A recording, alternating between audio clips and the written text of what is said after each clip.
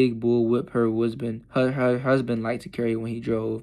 She lifted her eyes to the door and saw him standing there, bent over with laughter at her fright. She screamed at him, "Skies, what you throw that whip on me like that? You know it was scaring me. Looks just like a snake. And you knows how scared A, A is of snakes. Of course knowed it. That's come I done it." He slapped his leg with his hand and almost rolled on the ground in his mirth. "If you such a big fool that you got to have a fit over an earthworm or a string, I don't care how bad I scare you. I don't care how bad I scare you. You ain't got no business doing. You ain't got no. You ain't got no business doing it. God knows it's a sin. Someday, Gothmoth, drop dead from some of your foolishness. Another thing that you have been mid my ring.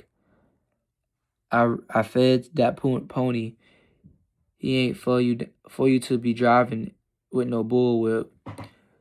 You know you show is one aggravating nigger woman," he declared, and stepped into the room.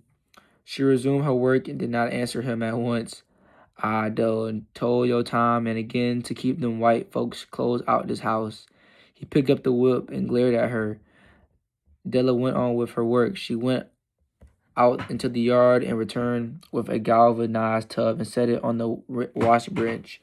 She saw that Skies had kicked all of the clothes together again, and now stood in her way, truculently, his whole manner hoping, praying for an argument. But she walked calmly around him and commenced to resort the things. "Next time, I'm going to kick him outdoors," he threatened as he stuck a match along the leg of his corny breeches. Della never looked up from her work, and her thin, stooped shoulders sagged further. "Ain't no fuss tonight, Skies. I just come from taking scarment at the church house." He snorted scornfully. "Yeah, you just come from the church house on a Sunday night, but how you is you going to work on them clothes? You ain't nothing but a hypocrite. One of them a men corner Christian sing, whoop and shout, then come home and wash white folk clothes on the Sabbath."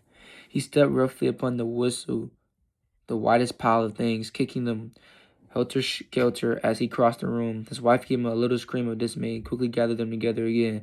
"Squad, you quit grinding dirt into these clothes. How can I get through the Saturday if you don't start on Sunday? I don't care if you never gonna get through anyhow. I done promised God and a couple of other men ain't going to have it in my house. Don't give me no lip neither, else I'll throw 'em out and put my fist upside your head to boot." Della's habitual meekness seemed to slip from her shoulders like a blown scarf.